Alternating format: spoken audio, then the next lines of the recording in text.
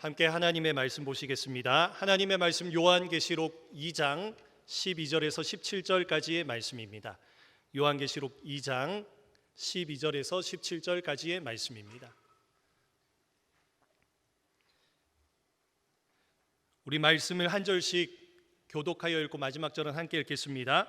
버가모 교회의 사자에게 편지하라. 좌우에 날성검을 가지신 이가 이르시되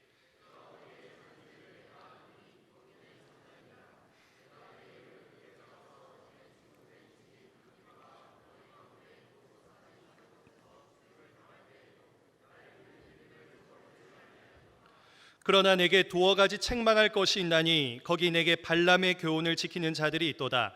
발람이 발락을 가르쳐 이스라엘 자손 앞에 걸림돌을 놓아 우상의 제물을 먹게 하였고 또 행음하게 하였느니라. 그러므로 회개하라. 그리하지 아니하면 내가 내게 속히 가서 내 입의 검으로 그들과 싸우리라. 귀 있는 자는 성령이 교회들에게 하시는 말씀을 들을지어다. 이기는 그에게는 내가 감추었던 만나를 주고 또 흰 돌을 줄 터인데 그 돌 위에 새 이름을 기록한 것이 있나니 받는 자 밖에는 그 이름을 알 사람이 없느니라. 아멘. 사랑하는 우리 성도 여러분, 오늘 우리는 요한계시록에 등장하는 7교회 중에 세 번째 교회 버가모 교회에 전하신 주님의 편지를 함께 살펴보고자 합니다. 여러분, 버가모라는 도시는 당시 소아시아, 오늘의 튀르키예의 서쪽이지요. 이 소아시아 지역에서 가장 중요한 종교와 정치의 중심지였습니다. 로마 황제 신전이 아주 크게 지어져 있습니다. 그리고 제우스 신전이 우뚝 솟아 있습니다. 로마 총독이 그곳에 거주하면서 황제에게 절하지 않는 자들에게는 생사 여탈권을 발음이 꼬이네요. 생사 여탈권 행사할 수 있는 그러한 곳이 이 버가모였습니다. 여러분, 생사 여탈권이 무엇일까요? 사람을 죽일 수 있는 권한이 이 로마 총독에게 있었다는 것입니다. 우리 예수님은 이 편지를 시작하시면서 버가모를 사탄의 권자가 있는 곳이라 부르고 있습니다. 여러분, 사탄의 권자가 있다. 이 문자적으로 보면은 사탄이라는 왕이 앉는 의자라는 말입니다. 여러분, 이 사탄의 권자가 있는 버가모라는 도시, 그것은 그냥 사탄을 상징하는 우상 조각들이 많았다, 단순히 그런 뜻이 아닙니다. 버가모에 사탄의 권자가 있다, 이 말은 이 도시가 하나님의 통치를 정면으로 부정하는 도시였다라는 뜻입니다. 인간이 신이 되려는 인본주의적인 그러한 문화가 흘러넘치는 곳이 바로 이 버가모였다는 것입니다. 그리고 이런 버가모에서 우리 예수님은 스스로 소개하시기를, 오늘 제목이 무엇이죠? 좌우에 날선검을 가진 이, 이렇게 소개하고 있습니다. 여러분, 예수님께서 이렇게 소개하시는 이유가 있습니다. 제가 서두에 로마 총독이 사람을 죽일 수 있는 생사 여탈권을 가지고 있다 했습니다.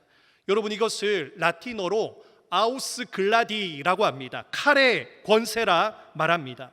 그런데 우리 예수님께서는 이런 로마 총독에 맞서서 좌우에 날선 검을 가지신 분이라는 것입니다. 이것은 예수님께서 구약의 이사야 선지자가 예언했던 그 메시아의 모습, 이사야 49장 2절을 보시면 이렇게 말씀합니다. 한번 띄워주시겠습니까? 내 입에 날카로운 칼같이 만드시고, 예, 성취라고 할 수 있습니다. 다시 한번 말씀드려요. 내 입을 날카로운 칼같이 만드시고, 여기서 내 입은 바로 메시아 되시는 우리 주님을 가리키시지요. 여러분, 로마 총독은 칼을 손에 쥐고서 권세를 부립니다. 그런데 우리 메시아 되시는 예수님은 칼이 입에서 나온다는 것입니다. 로마 총독이 손에 든 칼의 권세로서 생사 여탈권을 행사하였다면 우리 예수님은 진짜 생사 여탈권, 영원의 관점에서 진짜 죽음을 맛보게 하는 그 말씀의 권세로서 심판하시는 분이심을 믿으시길 바랍니다. 여러분, 검과 검의 대결입니다. 누가 진짜 권세를 가지고 있는지 말씀하시면서 예수님은 버가모 성도들에게 편지를 붙이시고 계십니다. 버가모 교회는 극심한 박해 가운데 있었습니다. 우리 13절 말씀 우리 같이 한번 읽어보겠습니다. 내가 어디에 사는지를 내가 아노니 거기는 사탄의 권자가 있는 데라. 내가 내 이름을 굳게 잡아서 내 충성된 증인 안디바가 너희 가운데 곧 사탄이 사는 곳에서 죽임을 당할 때에도 나를 믿는 믿음을 저버리지 아니하였도다. 아멘. 여러분, 안디바라는 사람 혹시 아십니까? 여러분, 사복음서에 보면 세례 요한의 목을 따서 죽인 헤롯 안디바가 나옵니다. 헤롯 안디바스라고도 합니다. 그런데 그 사람이 아니라 그 사람과는 완전히 결이 다른 요한계시록에 나오는 이 안디바라는 사람, 굉장히 중요한 사람입니다. 그에 대해서 예수님께서 직접 증언하시기를 내 충성된 증인이라 말씀하고 계십니다. 여러분, 수많은 순교자들이 있지만 예수님께서 안디바라는 이 이름을 직접적으로 거론하시면서 이가 어떤 사람이라고요? 내 충성된 증인이라는 것입니다. 그는 황제가 주님이 아니라 예수님을 주님으로 고백했다가 순교한 사람입니다. 여러분, 기독교에는 전승이 있습니다. 전에 내려오는 그러한 이야기들이 있습니다. 이 전승에 따르면 안디바는 노쇠로 만든 황소 형상 안에 가둬져서 살아있는 채로 노쇠를 달궈서 그렇게 구워 죽였다 하고 있습니다. 여러분, 상상할 수 없는 고통을 당한 것입니다. 여러분, 사탄의 첫 번째 전략이 바로 이것입니다. 공포입니다. 공포. 여러분, 같이 해볼까요? 공포로 교회를 굴복시키는 것입니다. 칼의 권세로 예수를 부인해서 살든지 아니면 죽으라 라는 것입니다. 그런데 여러분, 사탄의 이 첫 번째 전략이 통했을까요? 여러분, 공포를 동반한 박해는 교회를 무너뜨리지 못했습니다. 오히려 교회를 더욱 정결하게 했습니다. 안디바가 순교하는 것을 목격한 성도들, 처음에는 떨었지만 성도들은 예수님의 이름을 더욱 선명하게 붙잡았다는 겁니다. 죽음 앞에서 진짜와 가짜가 드러나고 성도들이 더욱더 예수 이름을 위해서 순교하기를 마땅하게 여기며 나아간다는 것입니다. 사탄의 첫 번째 전략, 칼로 교회를 죽이려 했더니 사탄은 철저하게 패배했습니다. 순교자의 피는 교회에 불이 되었고 박해는 믿음을 더욱 단단하게 했습니다. 여러분, 그런데요, 14절을 보니까 분위기가 달라집니다. 주님은 책망의 말씀을 시작하십니다. 우리 14절 같이 한번 읽어보겠습니다. 그러나 내게 두어 가지 책망할 것이 있나니 거기 내게 발람의 교훈을 지키는 자들이 있도다.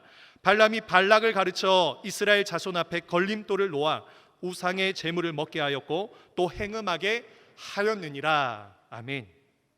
무슨 일이 일어난 것입니까? 여러분, 14절에 그러나라고 시작합니다. 여러분, 그러나가 무엇이지요? 칭찬에서 책망으로 급격하게 지금 전환했다는 것입니다. 여러분, 이것이 의미하는 바가 무엇이겠습니까? 오늘 이 부분에서 말씀의 핵심이 있습니다. 여러분, 사탄이 전략을 바꿨습니다. 정면 공격이 통하지 않자 우회로 침투를 하기 시작했습니다. 칼이 실패하자 덫을 놓는 방식으로 교회를 무너뜨리려 하는 것입니다. 여러분, 14절에서 발람의 교훈을 주님께서 지적하고 계신데요, 여러분, 발람의 교훈이 무엇인지 아십니까? 민수기 말씀에 보면 모압 왕 발락이 이스라엘을 두려워하여서 선지자 발람을 불러서 이스라엘을 저주해 달라고 했습니다. 그러나 발람은 하나님의 백성을 저주할 수 없었습니다. 정면 공격을 하려고 했는데 불가능했습니다. 그래서 악한 선지자 이 발람은 꾀를 내는 것이지요. 이스라엘을 군대로 치려니 안 되겠고 모압과 미디안의 여인들을 보내서 이스라엘 남자들을 유혹하는 것입니다. 우리 형제님들이 참 많이 있네요. 여러분, 참 한번 상상해 봅시다. 정말 어여쁜 여인들이 갑자기 여러분들 주위에 온다고 생각해 보세요. 벌써 이렇게 미소가 지어지네요. 여러분, 그러면 여러분 어떻게 하겠습니까? 마귀야, 물러거라! 이렇게 하겠습니까? 여러분은 그렇게 할지 모르겠지만 출애굽 2세대 되는 이스라엘 백성들은 이 사탄의 덫에 완전하게 무너졌습니다. 여인들을 쫓아가서 우상에 절하고 우상에게 바쳐진 제물을 먹고 음행을 합니다. 그 결과 이스라엘은 하나님의 진노를 받아서 2만 4천 명이 연병에 걸려 죽는 하나님의 심판을 받게 됩니다. 이것이 발람의 교훈입니다. 사탄이 정면 공격이 안 먹히니까 내부에서부터 썩게 만드는 것입니다. 직접적인 핍박은 적을 선명하게 만들지만 내부의 타협을 통해서 아군과 적군을 섞어버린 것입니다. 칼보다 무서운 것이 바로 이 발람의 교훈이었다는 것입니다. 버가모 교회에서 이런 일이 어떻게 일어났을까요? 이런 것입니다. 여러분, 우상은 아무것도 아닙니다. 우상에게 바쳐진 고기 먹어도 괜찮지 않겠습니까? 여러분, 사업을 하려면 길드에 가입해야 합니다. 길드에 가입해서 우상에게 절하는 것은 형식이니까 그것은 걱정 안 해도 됩니다. 황제에게 절하는 것, 이것도 행정적 절차입니다. 우리가 하나님을 배신하는 것이 아닙니다. 교회에서 이런 말들을 통용하게 가만히 놔두었다는 것입니다. 버가모 교회 안에서 이런 발람의 외침은 매우 합리적으로 들렸습니다. 지혜로워 보였습니다. 오직 예수님만 바라보는 것, 안 그래도 어렵고 힘들고 좁은 문인데 그것에서 지혜의 창구가 열려버린 것입니다. 야, 이렇게 살 수 있구나. 하지만 이것이 무엇입니까? 하나님의 말씀보다 인간의 생존과 편리를 앞세우는 바로 인본주의 신앙인 것입니다. 하나님의 절대적 기준을 인간의 상황과 그 편리성, 합리성으로 대체한 것입니다. 그런데 여러분, 여기서 주목할 부분이 있습니다. 예수님께서 단순히 타협한 특정 소수를 가지고 그들을 책망하시는 것이 아닙니다. 14절을 읽어보시면 그냥 버가모 교회 안에 발람을 따르는 그 교회의 소수를 책망하는 것이 아니라는 것입니다. 예수님의 질책은 그 소수의 무리가 아니라 그러한 발람의 가르침을 허용한 교회 전체를 질책하십니다. 거기 내게 발람의 교훈을 지키는 자들이 있도다. 이 표현은 교회 전체를 대상으로 하는 질책이라는 것입니다. 예수님은 교회가 하나님 중심의 신앙을 지키지 않고 인간 편의에 타협한 인본주의를 허용한 것에 대해서, 또 그걸 묵인한 교회 공동체에 대해서 질책하신다는 것입니다. 여러분, 사탄은 이제 더 이상 예수를 부인하라 말하지 않습니다. 예수를 믿어라 합니다. 그러면서 극단적으로 믿을 필요는 없습니다. 세상과 조화롭게 적당하게 예수님 믿으면 됩니다. 그렇게 말합니다. 여러분, 이어서 예수님은 15절에 또 다른 집단을 책망하고 계십니다. 우리 15절 같이 한번 읽어보겠습니다. 이와 같이 내게도 니골라 당의 교훈을 지키는 자들이 있도다. 니골라 당이 정확하게 무엇인지 여러 가지 해석이 있습니다. 대부분 초대교회 문헌들을 보면 이들을 신앙의 이원론자다 묘사합니다. 쉽게 말하면 이런 것입니다. 영혼은 구원받았으니 육체로 내가 뭘 하든지 간에 상관없다는 것입니다. 영적인 것이 있고 육적인 것이 있다. 그래서 우리는 그것을 분리해서 생각하면 된다라고 말하는 것입니다.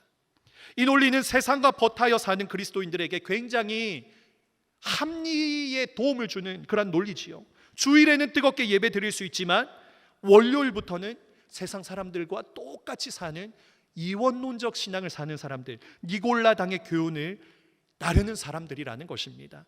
우리 사랑하는 성도 여러분, 오늘날 한국 교회는 세속적 인본주의에 빠져 산다, 그렇게 우리 지난 작년에 보수 아카데미를 하면서 우리가 들었지 않습니까? 주일에는 신본주의를 외치고 월요일부터는 인본주의를 장착하여서 직장에서, 학교에서, 사업장에서 철저하게 인본주의가 제시하는 그 타협안을 장착하고서 살아가는 것입니다. 여러분, 그렇지 않습니까? 성공을 해야지 하나님께 영광 돌릴 수 있는 거 아닙니까? 심지어 부정직한 방법으로 돈을 벌어도 예배보다, 신앙의 양심보다도 우리가 비즈니스 관행이니까 그냥 넘어가면 되는 거 아닙니까? 먹고 살려면 어쩔 수 없는 거 아닙니까? 그렇게 말하며 타협안을 가지고 산다는 것입니다. 세상이 인정하는 스펙과 성공을 향해 달려가지만 하나님이 주신 재능을 저는 개발해야 하기 때문에 저는 세상의 스펙을 향해 나아가겠습니다. 그렇게 말하고 있지 않습니까? 아름답게 거룩한 신앙이라는 포장지로 우리는 이중성을 향해 달려가는 모습들이 나타난다는 것입니다.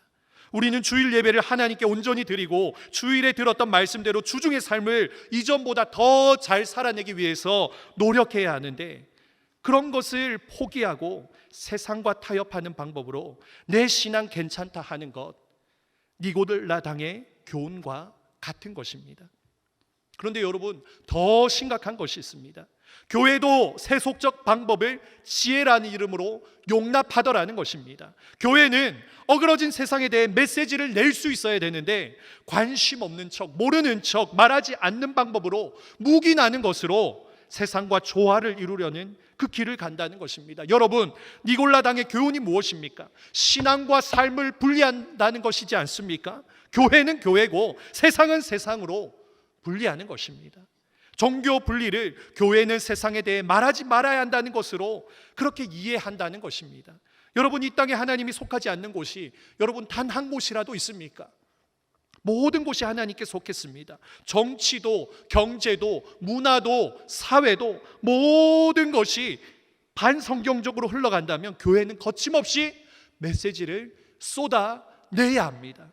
그런데 교회는 공동체적으로 이를 묵인함으로써 교회는 교회고 세상은 세상이고 니골라당의 교훈을 따르고 있다는 것입니다. 여러분, 왜 오늘날 한국 교회에 안디바와 같은 순교자가 나오지 않는 걸까요? 칼의 권세와 같은 일제치하 신사숭배라는, 신사참배라는 그러한 것들과 싸운 신앙인들이 왜 사라진 것일까요?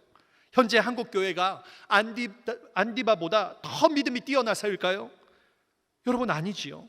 사탄이 더 이상 칼을 쓸 필요가 없기 때문에 칼의 권세가 들어오지 않는 것입니다.